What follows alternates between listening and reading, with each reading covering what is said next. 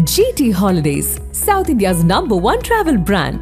You know you are special when you're with GT Holidays. கவலையின்றி சுவாசியுங்கள். உலகின் தலை சிறந்த மருத்துவர்கள் நுரையீரல் புற்றுநோய் சிகிச்சை அளிக்கிறார்கள். தங்கம் புற்றுநோய் சிகிச்சை மையம், நாமக்கல் மற்றும் கான்பூர்.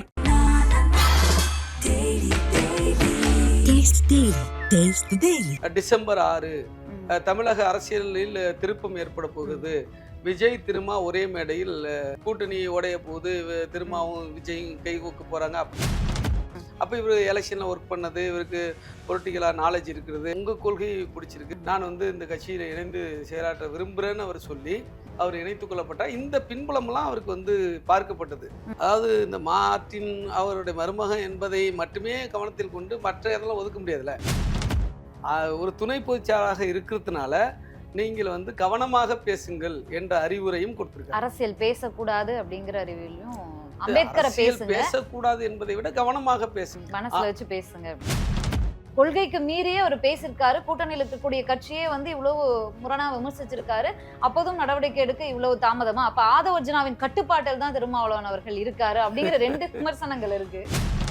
அந்த விஷயம் பேசும்போதும் போய் முதலமைச்சர் அவர்களை சந்திச்சார். இல்ல அது முதலமைச்சர் சந்திப்பது இயல்பான ஒரு விஷயங்க. நான் கூட தான் இருந்தேன். இதுக்கும் ஏதோ கதை கட்டு இதோட சேர்த்து ஏதாவது பேச போறாங்கன்னு தான் சொன்னாரு. அது இப்படிதான் நடக்குது. அதுக்கு எல்லாத்தையும் இப்படியே சமாளிச்சிட முடியுமா? சரி, ஆதவ அர்ஜுனா நீக்கம் திமுகவுடைய அழுத்தம் தான் காரணம் அப்படின்னு ஒரு விஷயம் இப்ப பேசுறாங்க. 1000 ரூபாய் பொருள் 100 ரூபாய், 100 ரூபாய் பொருள் 5 ரூபாய். ஆமாங்க, உங்கள் கிங் டிவி 200 கோடி பார்வையாளர்களை கடந்து பயணிப்பதால் யூடியூப் ஷாப்பிங் அனுபவத்தை கொடுத்திருக்கிறது. பிளிப்கார்ட், மிந்த்ராவில் 90% ஆஃபர், 70% ஆஃபர், 60% ஆஃபர்னு நம்ம கிங் டிவி வியூவர்ஸ்க்கு அள்ளி தராங்க. இதில் டேக் ப்ராடக்ட்ங்கிற இடத்தை கிளிக் பண்ணுங்க. உங்களுக்கு பிடிச்ச ப்ராடக்டை இன்றே ஆர்டர் செய்து இந்த சந்தோஷத்தை கொண்டாடுங்கள்.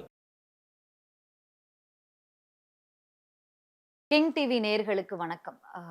விசிகால பேசுறாங்களோ இல்லையோ, வெளியில ரொம்ப மிக பெரும் பேசுபொருளாக இருந்துச்சு. விசிகாவின் துணை பொதுச் செயலாளர்களுள் ஒருவராக இருந்த ஆதவ அர்ஜுனா அவர்களுடைய தொடர்ச்சியான பேச்சுக்கள். சமீபத்துல அம்பேத்கர் நூல் வெளியீட்டு விழால மேடையில அவர் பேசினது. திமுக கூட்டணியில் இல்லாம வெளியிருந்து பேசியிருந்தா விஜய் அவர்களுக்கு கிடைச்ச அதே கரகோஷம் தான் அவருக்கும் கிடைச்சிருக்கும். அதை தாண்டி எந்த விமர்சனமும் வந்திருக்க போறதில்லை. ஆனா திமுக கூட்டணியிலேயே அங்கம் வகிக்கக்கூடிய விசிகாவின் துணை பொதுச் செயலாளராக அப்போது அவர் இருந்து பேசிய விஷயம்தான் மிக பெரும் சர்ச்சைகளையும், விசிகாவின் தலைவரான தொல் திருமாவளவன் அவர்களை ஒவ்வொரு முறையும் பதிலளிக்க வேண்டிய, விளக்கம் கொடுக்க வேண்டிய ஒரு நிர்பந்தத்திற்கு உள்ளாக்கியது. கடைசியில ஆதவ அர்ஜுனா அவர்களை 6 மாசம் இடைநீக்கம் செய்திருக்கிறார். இது தொடர்பாக தான் பேச இருக்கோம். இதற்காக நம்முடன் இணையும் சிறப்பு விருந்தினர் விசிகாவின் துணை பொதுச் செயலாளர்களுள் ஒருவரான ரஜினிகாந்த். வணக்கம் சார், எப்படி இருக்கீங்க? நல்லா இருக்கு. முன்னாடியே நான் சொன்ன மாதிரிதான், நீக்குவதும் சேர்ப்பதும் தலைவரின் விருப்பம் தான். அதுல எதுவும் கட்சி தலைமை என்ன முடிவு இருக்குதோ இல்ல தலைவர் என்ன முடிவு இருக்கிறாரோ அந்த விஷயம்தான். பட் அந்த தலைமையுடைய பேச்சுக்கள், அவருடைய அந்த கொள்கை கூட்டணி, இதையெல்லாம் இதற்கு அப்படியே ஆப்போசிட்டா முரணா பேசக்கூடிய ஒரு நபரை முதல் முறை கிடையாது அப்படிங்கும்போது ஏன் இவ்வளவு கால தாமதம் அப்படிங்கிற ஒரு கேள்வி வரும்ல.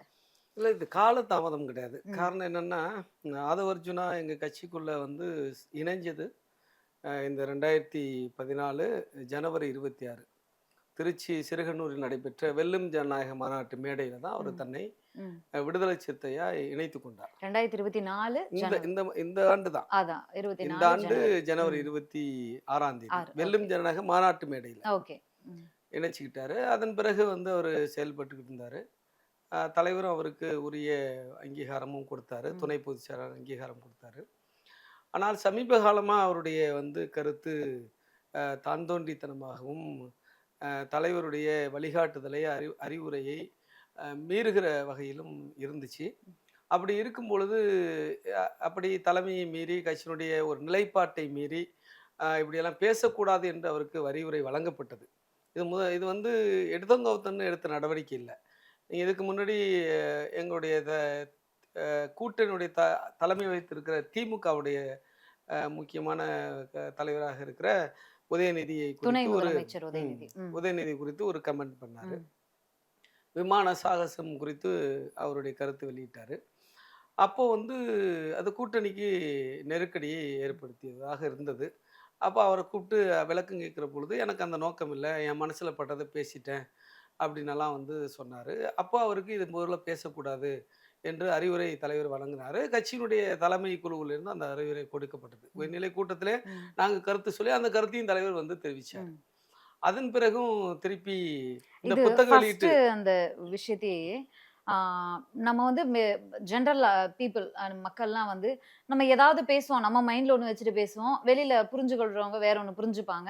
அப்புறம் அத பேசி சால்வ் பண்ணிப்போம். இதெல்லாம் வந்து மக்களிடையே சகஜமாக தினந்தோறும் நடக்கக்கூடிய விஷயம் தான். ஆனா நிச்சயமா. ஒரு மேடையில பேசும்போது இப்படிதான் பேசணும் அப்படின்னு தெரியாத ஒரு நபரையா வந்து துணை பொதுச் செயலாளர் அப்படிங்கிற ஒரு பதவியில கொண்டு போய் அமர வைப்பார் ஒரு தலைவர் இல்லையா? அப்படி அப்புறம் இல்ல. எப்படி அந்த ஒரு அப்பாலஜியை தாண்டி மீண்டும் மீண்டும் மீண்டும் அவருக்கு வாய்ப்பு வழங்கப்பட்டது அப்படின்னு? மீண்டும் மீண்டும் இல்ல. நான் சொல்றது இந்த இந்த ஒரு முறை தான். அந்த ம். ஒரு முறை தான் 2 முறை பேசினா, அதுக்கு அதெல்லாம் அடுத்தடுத்து நடந்தது. ம். கூப்பிட்டு உடனடியா எங்க தலைவர் வந்து அத நெறிப்படுத்தினாரு. ஓகே. நெறிப்படுத்தி இது மாதிரி பேசக்கூடாது. உங்க விருப்பத்துக்கு உங்க மனதில தோன்றுவது, உங்க உணர்வு மட்டத்தில் பேசக்கூடாது. கட்சிக்கு நிலைப்பாடு இருக்கு. ம். வந்து அதில கூட்டணியுடைய நலன் இருக்கு. ம். கட்சியினுடைய நலன் இருக்கு. கட்சியினுடைய கட்டுப்பாடு விதிமுறைகள் இருக்கு. ம். இது உட்பட்டு தான் பேசணும். அவருக்கு அறிவுரை கொடுக்கப்பட்டது. இது மீடியாவெல்லாம் கூட தலைவரே ம். சொன்னார். நான் ம். கூப்பிட்டு கேட்டேன். அவர் வந்து தப்பு தான்னு ஒத்துக்கிட்டாரு. ம். இனிமே பேச மாட்டேன்னு சொன்னாரு. அப்படின்னு சொன்னாரு. ம். அது மட்டும் இல்லாம இந்த நிகழ்ச்சியில கூட இந்த புத்தக வெளியீட்டு விழாவுல கூட அவர கலந்துக்கிறதுக்கு எங்க தலைவர் வந்து அனுமதிச்சாரு. காரணம் ம். என்னன்னா, அந்த புத்தக வெளியீடு நடப்பதற்கு ம். 2 நிறுவனங்கள் முக்கிய காரணம். ஒண்ணு voice of Vikatan. Common Vikatan. Vikatan தான் முதன்மையானது. அடுத்து வாய்ஸ் ம். ஆஃப் காமன் அவங்களோட இணைஞ்சு ம். செய்யும்போது, நீங்க ஒரு நிறுவனத்தின் தலைவரா இருக்கும்போது, நீங்க புத்தகத்த கொண்டு வரதுல உங்க பங்கு முக்கியமா இருக்கும்போது, நீங்க கலந்துக்கிறதுல எனக்கு பிரச்சனை இல்ல. நான் தடுப்பது ஜனநாயகத்தை ம். ஜனநாயகமாக இருக்காது பல அப்படின்னு சொல்லி இடங்கள்ல அந்த விளக்கத்தை கொடுக்க வேண்டிய நிலைக்கு தள்ளப்பட்டிருக்காரு. ஜனநாயகமா இருக்காதுன்னு சொல்லி, ம். ஒரு துணை பொதுச்செயலாளராக இருக்கிறதுனால, நீங்கள் வந்து கவனமாக பேசுங்கள் என்ற அறிவுரையும் கொடுத்திருக்காரு. அரசியல் பேசக்கூடாது அப்படிங்கிற அறிவியலையும் அம்பேத்கரை அரசியல் பேசுங்க. பேசக்கூடாது என்பதை விட கவனமாக பேசணும். ம். அப்ப இதுக்கு முன்பு அவருக்கு வந்து அறிவுரை வழங்கப்பட்டிருக்கு இல்லையா? ம். வழிகாட்டுதல் வழங்கப்பட்டிருக்குது இல்லையா? அப்ப அதுதான் அவருக்கு நினைவுபடுத்தப்பட்டது. ம். அ மனசுல வச்சு பேசுங்க அப்படின்னு. ஓகே. அப்படின்னு நினைவுபடுத்தப்பட்டது. ம். ஆனாலும் கூட அதை மீறி வந்து தலைவருடைய அறிவுரையை, வழிகாட்டுதலை கட்சியினுடைய நிலைப்பாட்டுக்கு எதிராக, கூட்டணி இவருடைய வந்து நிலைப்பாட்டுக்கு எதிராக அவரு பேசிட்டு வந்த பிறகு ம். நடவடிக்கை எடுக்க வேண்டிய சூழலுக்கு தள்ளப்பட்டிருக்கிறோம். அது நடவடிக்கை தலைவர் எடுத்திருக்காரு. ம். அறிவிச்சிருக்கிறாரு. ம். அது வந்து இப்போ காலதாமதம் இல்ல. இது வந்து என்ன சொல்றது? குரோனாலஜிக்கலா வந்த ஒரு ஸ்டெப் பை ஸ்டெப் ப்ரொசீடிங்ஸ் தான் இது. ம். ஆமா. முதல்ல வந்து ஆதவ் அர்ஜுன் வந்து விசிகால சேர்ந்த உடனே அந்த மேடையிலேயே வந்து சேர்ந்தாரு. சேர்ந்த பிறகு அவருக்கு பதவி கொடுக்கப்பட்டதுமே ஒரு விமர்சனம் எழுந்துச்சு. ம்.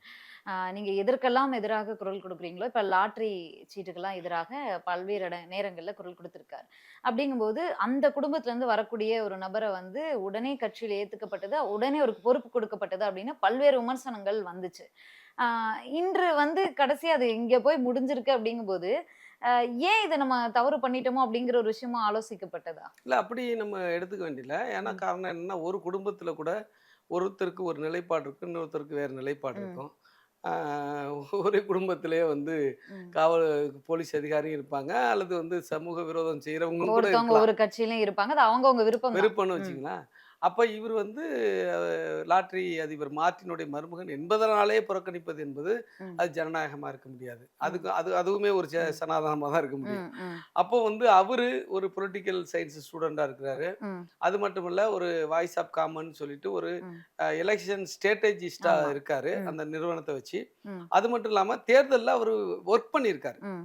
கிட்டத்தட்ட வந்து 2014லேருந்து அவர் ஒர்க் பண்ணியிருக்காரு. ம். இவரு கூட பிரசாந்த் கிஷோரோட ஒர்க் பண்ணியிருக்காரு. ம். திமுகவும் ஒர்க் பண்ணியிருக்காரு. ஆமா. 2021ல அதான் அவரே சொல்லிட்டாரு அந்த நிகழ்ச்சியில. திமுகவோடையும் ஒர்க் பண்ணியிருக்காரு. ம். அவர்ட்ட ஒரு கட்டமைப்பு இருக்கு. ம். ஸ்டாட்டிஸ்டிக்ஸ் எடுக்கிறதுக்கு, ம். வந்து ஸ்ட்ராட்டஜிஸ் வகுக்கிறதுக்கு ம். கட்டமைப்பு இருக்கு. இது மட்டும் இல்லாம எங்க கொள்கையோடு உடன்படுறதா எங்க தலைவர்ட்ட பேசுறாரு. ம். எனக்கு ரொம்ப கொள்கை பிடிச்சிருக்கு. எனக்கு அம்பேத்கர், பெரியார், அண்ணா போன்ற காந்தி போன்றவருடைய கொள்கையை வந்து நான் உடன்படுறேன். ம். உங்க கொள்கை பிடிச்சிருக்கு, கட்சி கொள்கை பிடிச்சிருக்கு. ம். நான் வந்து இந்த கட்சியில இணைந்து செயலாற்ற விரும்புறேன்னு அவர் சொல்லி ம். அவர் ஓப்பனா டிக்ளேர் பண்ணி வந்ததுனால தான் ம். அவர் இணைத்துக் கொள்ளப்பட்டார். இந்த பின்புலம்லாம் அவருக்கு வந்து பார்க்கப்பட்டது. ம். இந்த அதாவது இந்த மார்ட்டின் அவருடைய மருமகன் என்பதை மட்டுமே கவனத்தில் கொண்டு மற்ற இதெல்லாம் ஒதுக்க முடியாதுல்ல. ம். அப்போ இவர் எலெக்ஷனில் ஒர்க் பண்ணது, இவருக்கு பொலிட்டிக்கலாக நாலேஜ் இருக்கிறது, இவருக்கான இந்த தகுதியெல்லாம் கணக்கில் எடுத்துக்கொள்ளப்பட்டு தான் கட்சியில் இணைத்துக் கொள்ளப்பட்டார். அவருக்கு வந்து துணை பொதுச்செயலாளர் கொடுத்தாங்க. இன்னும் சொல்ல போனால் 11 பேர் இருக்கோம். ம். 11 பேரில் ஒருத்தர். இவருக்கு தனிப்பெரும் பொறுப்பு கொடுக்கல. இப்போ பொருளாளர் ஒரு சிங்கிள் போஸ்ட் அது. அதே மாதிரி பொதுச் செயலாளர்கள் 2 பேர் இருக்காங்க. 2 போஸ்ட் தான் அது. முதன்மை செயலாளர் 2 பேர் இருக்காங்க. அப்படி போஸ்ட் கொடுக்கல. இவருக்கு 10 பேர் இருக்கிறதுல ஒரு நபராக வந்து கொடுக்கப்பட்டது. இது வந்து சரியானது தான். தலைவருடைய முடிவு சரியானது தான். ஆனால் வந்து அது விமர்சனத்துக்கு உள்ளாக்கப்பட்டது. காரணம் அவருடைய நீங்கள் கேட்ட மாதிரி அது பின்புலங்கிறதுனால ஓகே. அந்த பின்புலத்தை வந்து மட்டுமே கவனத்தில் கொண்டு நாம் வந்து புறக்கணிப்பது சரியாக ஓகே. இருக்கும். ஆரம்பத்துல இருந்தே நானு காலதாமதமா, இது காலதாமதமான்னு கேட்டேன். அந்த காலதாமதத்துக்கு இந்த நாட்களோ, இந்த இத்தனை மணி நேரமோ அது அர்த்தம் கிடையாது. ஒரு நிகழ்ச்சி நடக்குது. இப்ப நான் ஒரு கட்சியில இருக்கேன்னு வச்சுக்கோங்களேன், இல்ல நீங்க ஒரு கட்சியில இருக்கீங்கன்னு வைங்களேன். ஒரு நிகழ்ச்சி நடக்குது. நம்ம ஏற்பாடு பண்ற நிகழ்ச்சி, நானும் நீங்களும் ஏற்பாடு பண்ற நிகழ்ச்சி, ஒரு பெருமை மிகு நிகழ்ச்சி. அம்பேத்கர் விழாவே இருந்தா கூட, என்னுடைய தலைவரை அந்த மேடை ஏற்றி அழகு பார்க்கணும்னு தான் நான் நினைப்பேன். இன்னொன்னு, அம்பேத்கரை தொடர்ந்து பேசக்கூடிய ஒரு நபர் திருமாவளவன் அவர்கள். அதை யாராலுமே மறுக்க முடியாது. அப்படிங்கும்போது, நானே ஏற்பாடு பண்ண நிகழ்ச்சியில என் தலைவரா இல்ல வேற ஒரு புது கட்சியினுடைய தலைவரான்னு கேட்டா நான் யாருக்கு முன்னுரிமை கொடுப்பேன்? முதல்ல என் தலைவர் தான் அங்க வரணும். கண்டிப்பா அவர் இங்க இருக்கணும். அவருக்கு இது விருப்பம் இல்ல, இது அரசியல் சாயம் பூசப்படும் அப்படின்னா இன்னொருத்தரை நிராகரிக்கிறதா நான் முடிவெடுப்பேன். ஆனா அந்த முடிவே அவர் எடுக்கல. என் தலைவரை நிராகரிச்சுட்டு வேறொருவருக்கு இடம் கொடுத்திருக்கேன். அந்த நிகழ்ச்சியே வந்து அம்பேத்கர் நூல் வெளியீட்டு விழா அப்படிங்கிறத தாண்டி ஒரு கட்சியினுடைய ஒரு தலைவரை விஜயை கொண்டாடக்கூடிய ஒரு விழாவா தான் இருந்துச்சு. இந்த முடிவு அவர் எடுத்திருக்கிறாருன்னு போதே வந்து உணர்த்தி இருக்கணும் இல்லையா? அப்பயே வந்து அந்த நீக்கம்லாம் நடக்கலையே. இதுதான் காலதாமதம்ன்ற விமர்சனம். அதாவது அந்த நிகழ்ச்சியை நடத்துனதுல இவர் அடிஷ்னலாக இருக்காரு. முதன்மையாக இருக்கிறது விகடன் குழுமம். விகடன் குழுமம் தான் தலைவர்கிட்ட தேதி கேட்குறாங்க. அதோ அர்ஜுனா கேட்குறாரு என்பதெல்லாம் அப்புறம். விகடன் குழுமம் தான் தலைவர்கிட்ட தேதி கேட்குறாங்க. நீங்கள் கேட்டதெல்லாம் சரியானது தான். ஓராண்டுக்கு முன்பே வந்து எங்கள் தலைவர் வந்து தேதி கொடுத்துருவாரு. அப்போ தேதி கொடுக்கும் பொழுது இன்னைக்கு சிஎம்மா இருக்கிற மு.க. ஸ்டாலின் அவர்கள் வந்து வெளியிடுறதாகவும் அந்த புத்தகத்தை வெளியிடுறதாகவும் எங்கள் தலைவர் பெற்றுக்கொள்வதாகவும் தான் இருந்துச்சு. அது ஏப்ரல் 14 நடந்திருக்கணும். அப்போ தேர்தல் நேரங்கிறதுனால அது நடக்கல. திருப்பி அவர் முதலமைச்சருக்கு நேரம் இல்லை, சூழல் மாறி போச்சு. எங்கள் தலைவர் வெளியிடுறதாகவும் வேறு நபர்கள் பெற்றுக்கொள்வதாகவும் இருந்தது. திடீர்னு இந்த தாவேகா கட்சி மாநாட்டுக்கு முன்பு விஜய் வந்து ஃபிக்ஸ் பண்ணப்பட்டாரு. அதுலயும் எங்களுக்கு பிரச்சனை கிடையாது. ஆனால் தாவேகா மாநாட்டில் விஜய் பேசிய கருத்துக்கள் வந்து எங்களுக்கு உடன்பாடு உள்ளது கிடையாது. எங்களுக்கு வந்து எதிரானதுன்னு வச்சுங்களேன். அப்படி இருக்கும் பொழுது அதன் பிறகும் கூட நாங்கள் ஒன்றும் பிரச்சனை பண்ணல. கொள்கை எதிரி, கோட்பாட்டு எதிரி, அரசியல் எதிரி, எதிர் முகாமில் இருக்கிறவங்க இவங்க கூட வந்து ஒரு பொது மேடை பகிர்ந்து கொள்வது பிரச்சனை கிடையாது. ஆனால் அதற்கு ஒரு அரசியல் உள்நோக்கம் கற்பிக்கப்படுகிற பொழுது அதில் சில சூழ்ச்சிகளும் சூதுகளும் அதில் சில அரசியல் கணக்கு வழக்குகளும் திட்டமிட்டு உருவாக்கப்படுகிற நோக்கத்தோடு உருவாக்கப்படுகிற பொழுது தான் அதை புரிந்து கொண்டு தான் நாங்கள் தவிர்க்கிறோம்.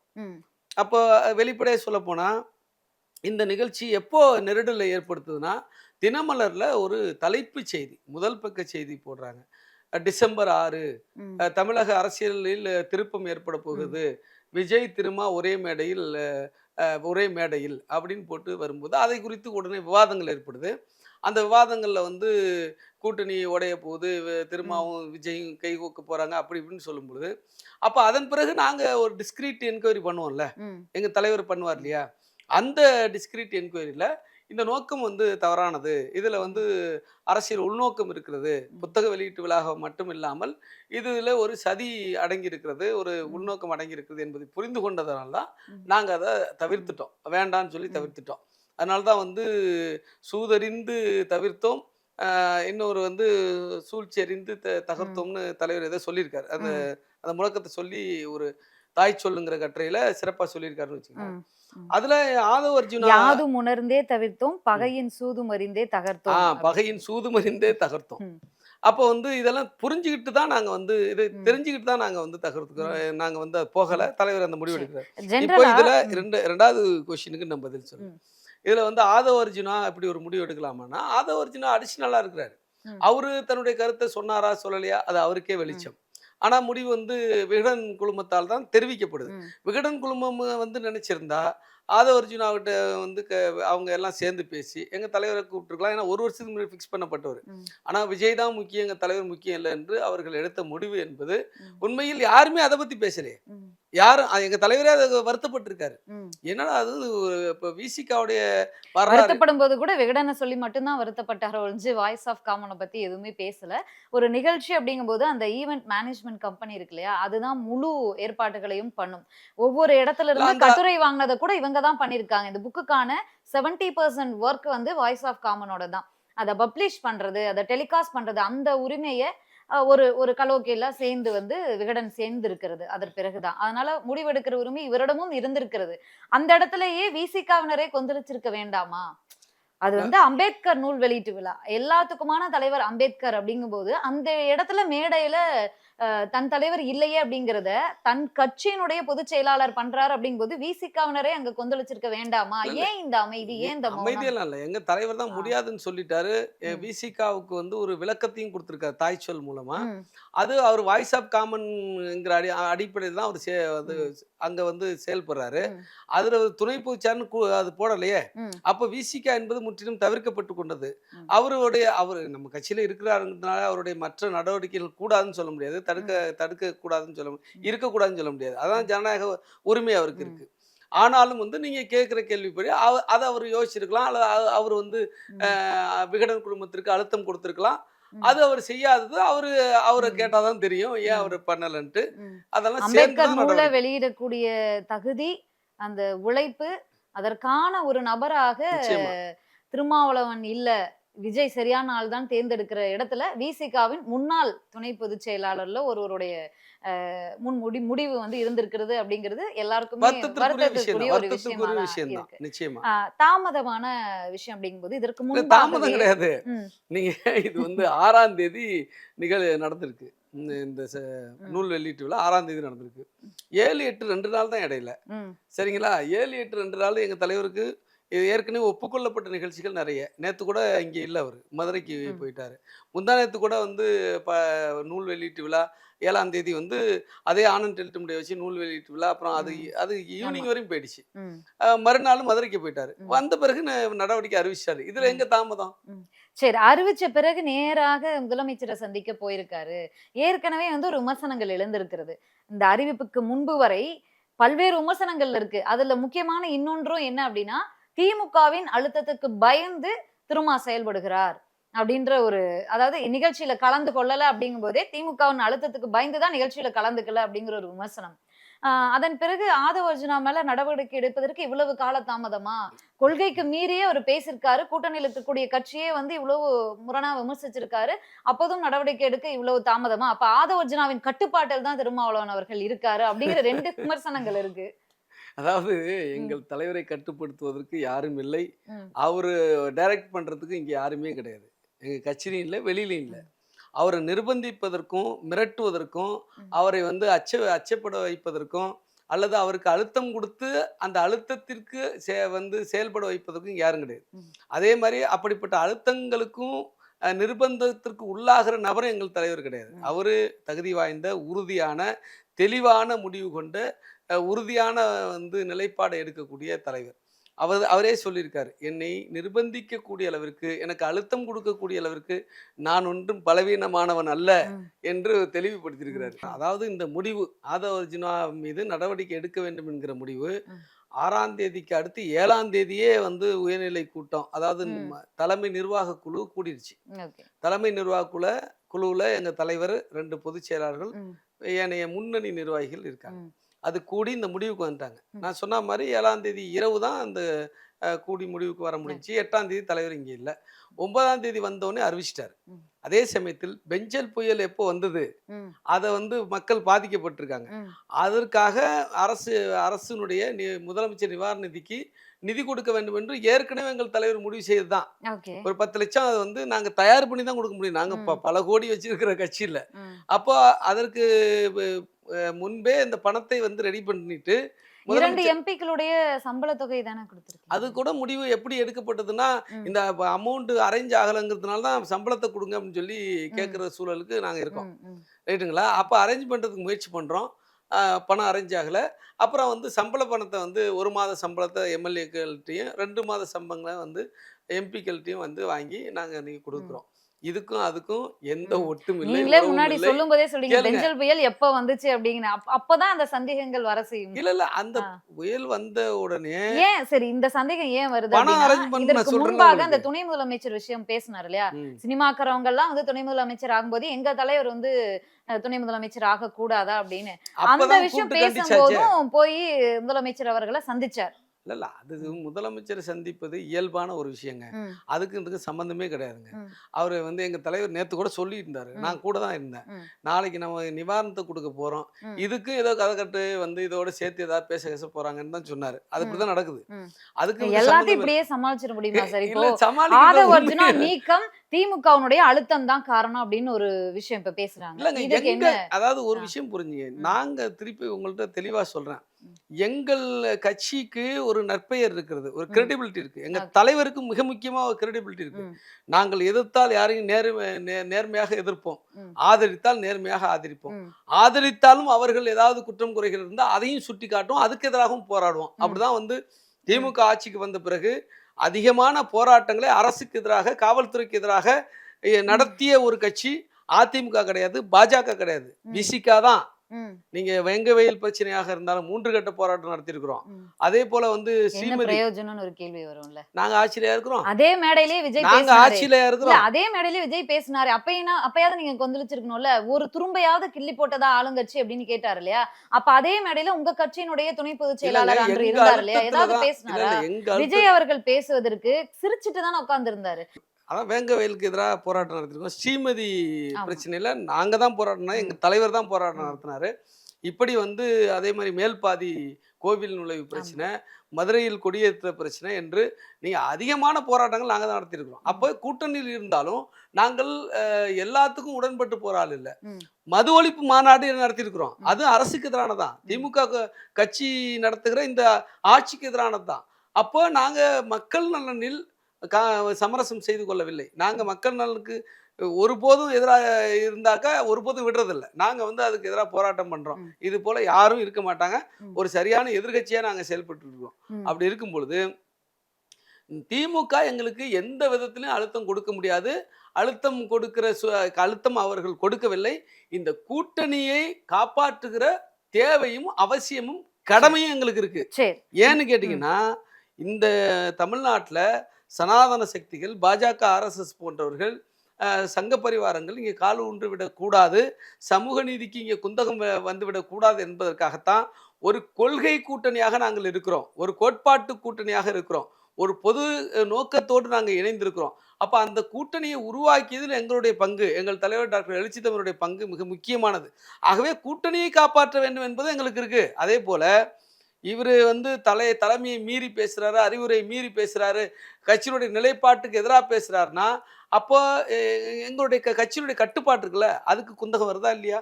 அப்போ இவரை பார்த்துட்டு இன்னும் 4 பேர் அப்படி பேச ஆரம்பிச்சா என்ன ஆகிறது? அப்போ கட்சியினுடைய நலன் இருக்கா இல்லையா? எங்கள் தலைவர் வந்து ஒரு முடிவு எடுத்தாருன்னா அதான் சொல்ல வந்தேன், எதிர்த்தா நேரடி எதிர்ப்போம், ஆதரிச்சா நேரடி ஆதரிப்போம். நாங்கள் உள்ளே இருந்துக்கிட்டு ஒரு ஹிடன் அஜெண்டா வச்சுக்கிட்டு நாங்கள் நிர்பந்திக்க மாட்டோம். கீழே இருப்பு வேலை, உள்ளடி வேலையெல்லாம் நாங்கள் செய்ய மாட்டோம். அதுதான் கிரெடிபிலிட்டி, அதுதான் நன்மதிப்பு. இந்த நன்மதிப்பை எங்கள் தலைவர் சம்பாதிச்சிருக்கிறார், எங்கள் கட்சி சம்பாதிச்சிருக்கு.